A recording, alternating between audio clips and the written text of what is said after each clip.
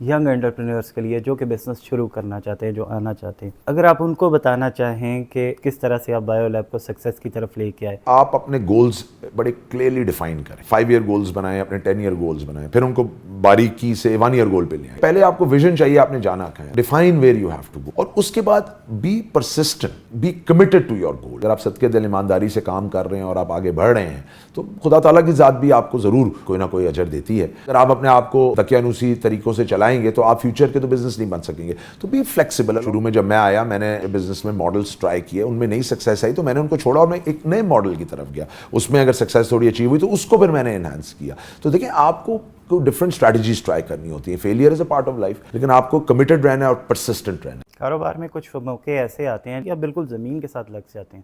آپ کے ساتھ ایسا ہوا؟ کئی ایسے اسکیری ٹائمز آئے کہ اگر آپ کو یاد ہوگا کہ جب ڈالر ہمارا بہت زیادہ فلکچویٹ کیا آج سے چند سال پہلے, تو پوری انڈسٹری آپ کو یاد ہوگا کولیپس میں چلی گئی تھی. پیراسیٹامول جیسی بیسک دوا شارٹ ہو گئی تھی, مارکیٹ میں نہیں مل رہی تھی. تو اس وقت یہی ہوا تھا کہ امپورٹ آف اے پی آئی, چونکہ ہم امپورٹ ہی کرتے تھے, وہ اچانک 100-150 روپے سے اٹھ کے 300 350 پہ چلی گئی تھی. پوری انڈسٹری پہ ایک ہارڈ ٹائم آیا تھا, ایک کرائسس نے کافی جنم لیا. بزنس جب آپ نیا سٹارٹ کرتے ہیں, ڈے 1 سے ویژنری لیڈرشپ پہ آنا چاہیے کہ آپ کو یہ پتا ہو آپ نے کہاں پہ جانا ہے, کیونکہ اس کے لیے ایٹ لیسٹ 30 سال کا بزنس پلان آپ نے وین جو ہے ڈرا کرنا ہوتا ہے. اگر شاید میں 1990 کی دہائی میں بیٹھا ہوں یا 1980s میں, تو شاید میں 20 سال کا پلان بنا سکتا ہوتا. اس وقت technologies things were not changing so rapidly.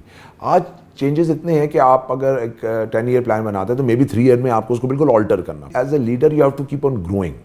آپ اپنے پلانز بنائیں, آپ اس پہ کام شروع کریں. آپ کو ہر وقت اپنے آپ کو گرو کرنا. You should keep on growing as a person. میں کہتے ہیں لوگوں کو کہتا ہوں کہ اگر وہ ایز اے بزنس مین گرو نہیں کر رہے تو سمجھتے ہیں میری گروتھ نہیں ہو رہی. یار پرسنل گروتھ بھی ایک چیز ہوتی ہے. ہماری پاکستان کی سوسائٹی میں نا یہ اختلافی بات ہے.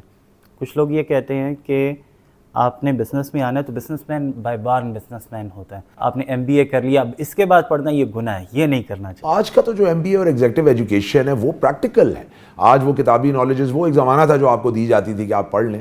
تو آج تو دیکھیں, جب میں اگر جاؤں گا نہیں اور جا کے دیکھوں گا نہیں کہ یار ایک کمپنی کو شاید تھائی لینڈ میں وہی کرائسس آیا ہو جو مجھے آج آ رہا ہے, اور میں اس کی کیس اسٹڈی سے میں سیکھتا ہوں کہ اس کمپنی نے کیسے اپنے آپ کو آؤٹ گرو کیا, یا مجھے ایک نیا آئیڈیا اگر آنا ہے, تو اگر if I am not interacting globally یا میں لوگوں سے مل نہیں رہا تو میں تو ایک سائلو میں ہوں. اگر ہم انڈین بزنس مین کو دیکھیں, وہاں پہ بہت بڑے بڑے بزنس مین ہیں. پاکستان میں ایسا نہیں. گروتھ جو آتی ہے بزنسز کی وہ ایس ایم ای سیکٹر سے آتی ہے. لارج بزنس بھی کبھی چھوٹا ہوتا ہے تو لارج ہوتا ہے نا. ہمارا وہ آپ دیکھیں کہ بگ کارپوریٹ تو ایگزسٹ کر رہا ہے, ایس ایم ای سیکٹر آج پسا ہوا ہے, وہ اوپر آ نہیں پا رہا. آپ آج دیکھیں ہمارے بزنسز کتنے اسٹاک مارکیٹ پہ, چھوٹی سی اسٹاک مارکیٹ ہے ہماری, وہ ایوالو کری. انڈیا میں چھوٹا چھوٹا بزنس آپ دیکھیں وہ اسٹاک مارکیٹ پہ لسٹ کرتا ہے, وہاں سے آئی پی او کر کے پیسہ اٹھاتا ہے, اپنا شیئرز اپنے ڈائلیوٹ کرتا ہے. یہاں وہ کلچر بھی نہیں ہے انفارچونیٹلی. ہمارا وہ سیٹ کلچر آج بھی پریویلنٹ ہے. فیملی اونڈ بزنسز ہی دنیا میں آگے بڑھتے ہیں. آج ہمارا بھی فیملی اونڈ بزنسز کا ہی ایک بڑا ہجوم ہے. انڈیا بھی ایسی تھا, امبانیز, مٹلز, ٹاٹاز کیا تھے, لیکن انہوں نے اپنے آپ کو کارپوریٹرائز کیا. ہم آج بھی کارپوریٹ بزنسز کی طرف نہیں گئے, ہم بڑے بن گئے ہیں, لیکن آج بھی وہ فیملی بزنسز کی انفیشنسیز میں گھسے ہوئے ہیں. انہوں نے اپنے آپ کو کارپوریٹ سی او کلچر میں نہیں لے کے گئے. آج بھی ہم دیکھتے ہیں بہت بڑے بڑے بزنس مین بزنس کو اوپر لے کے جاتے ہیں. کئی بزنس میں مثال ہے, ان کی اگلی جنریشن تباہ کر دیتی ہے اس بزنس کو. انڈیا میں یہ نہیں ہوتا. انڈیا میں اگر ایک بزنس اوپر جاتا ہے تو وہ پھر اپنے بیٹے کو, اگر وہ کیپیبل نہیں ہے تو بزنس نہیں دیتا, وہ ایک پیڈ سی او لے کے آتا ہے, اس کو پیسے دیتا ہے اور وہ کہتا ہے کہ بیٹا آپ کی ایکوٹی اپنی جگہ, یہ پیڈ سی او کام چلائے گا اور یہ آگے کمپنی کو لے کے جائے گا, کیونکہ یہ حدود و قیود میں کمپنی کو چلائے گا. کوئی ایسا فیلئر بتانا چاہیں گے کہ آپ نے کام کیا, بہت زیادہ کام کیا, ریسرچ اینڈ ڈیولپمنٹ میں بھی آپ رہے, مارکیٹنگ میں بھی گئے, مگر فیل ہو گئے اور دل آیا کہ اب اس بزنس کو چھوڑ دیں, مگر پھر بھی آپ اس میں لگے رہے؟ کوئی ایسی کہانی ذہن میں ہے؟